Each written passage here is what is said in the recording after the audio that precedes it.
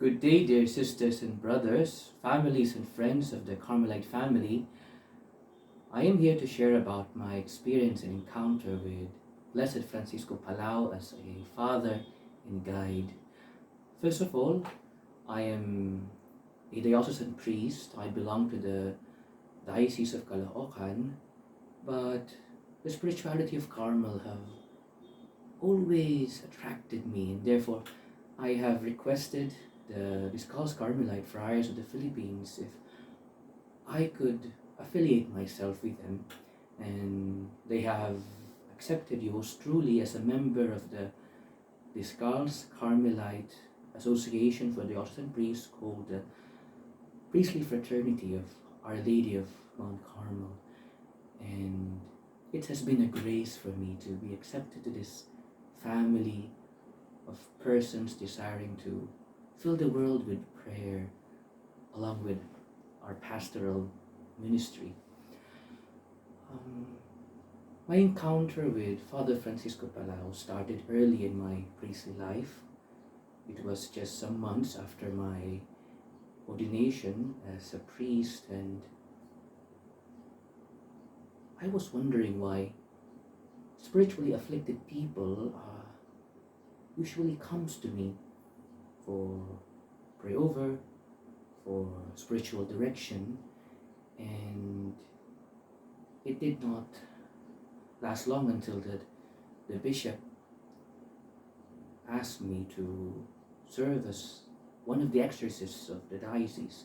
And part of our training was to go to Rome to study there, to attend a particular convention of exorcists, and I was the youngest one, the youngest exorcist during that time. And the name of Father Francisco Palau would always exude, or we could say always comes out of the mouth of the speakers. And therefore I became curious who this Father Francisco Palau is or was. Even in the writings of Father Amot, he would always mention this Carmelite priest. And after me entering just 3 years ago, entering the Carmelite family as an affiliate, as a tertiary priest, we could say, I asked the friars to direct me to a community of sisters who could share with me the spirit of Francisco Palau and his teachings, and how was he connected to the ministry of exorcism. And providentially, the Carmelite fathers directed me to the Teresian Carmelite missionary sisters, especially with Sister Alexandra, who was an expert with the writings of Father Francisco Palau. And it was she who explained to me the reason why Father Francisco Palau was always being mentioned by exorcists, because it was he, during a time when people started to think that the ministry of spiritual liberation is not needed by the church and being sidetracked, it was he who discovered that this is a very important ministry in the church, that this is a pastoral ministry in the church. We know the responsible involvement and the pastoral heart of Father Francisco Palau, which he gained through his life of contemplative prayer in union with God, that there are people spiritually afflicted, not just emotionally, but also spiritually, and they need guides. I also encountered that in Father Francisco Palau's desire to guide people, he became a chaplain in one of the mental asylums in his country. And by his presence, people, spiritually afflicted people, began to be healed of their illnesses and be healed spiritually from the wounds that it had caused in their very lives. And Father Francisco Palau also wanted the church to realize that we are in a spiritual battle. And in this spiritual battle, we need to arm ourselves with this beautiful ministry, which is so pastoral. People of today doesn't know where to go. People of today feels they are weird, they are an outcast in society if ever they feel or experience something which goes beyond the normal things in life. And Father Francisco Palau saw the importance of accompanying people by means of discerning with them the workings of the Spirit in their lives, the good spirit, and how the evil spirit could have openings in one's life to destroy one's soul. And in Father Francisco Palau's desire to guide people, he envisioned a certain office, we could say, a certain community, we could say, of priests who would guide people, who would journey with them, especially with regards to their spiritual ailments. In fact, according to Sister Alexandra,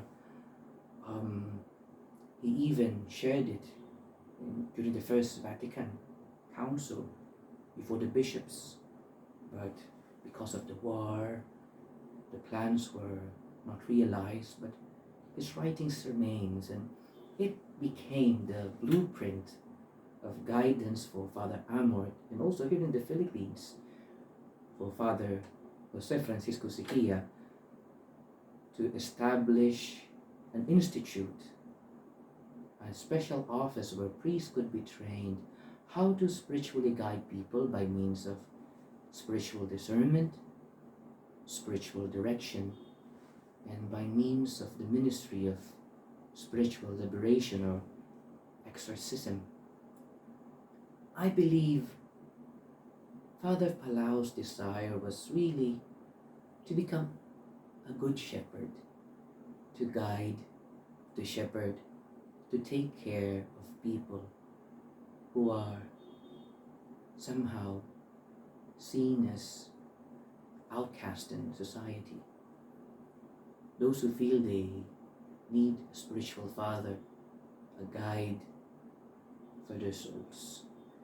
And Father Francisco Palau has always been guided by the writings of our Holy Father St. John of the Cross with regards to the discernment of spirits, and it has been his way of where he drew inspiration as a minister of spiritual liberation or exorcism.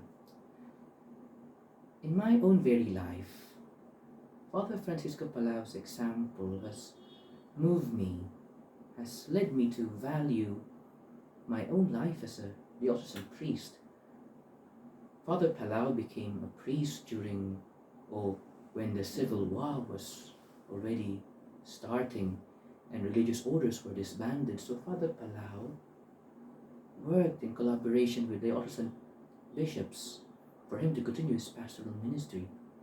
I, as a diocesan priest, here in my own diocese, see myself, like Father Francisco Palau, being involved, responsibly involved in guiding people, guiding souls, really being present for them. He has been my inspiration for that, to be a priest who lives a life of prayer, emptying time for God and giving it for God's glory, so that I could have that strength to face the needs of the people of God here, especially in the diocese that I particularly serve.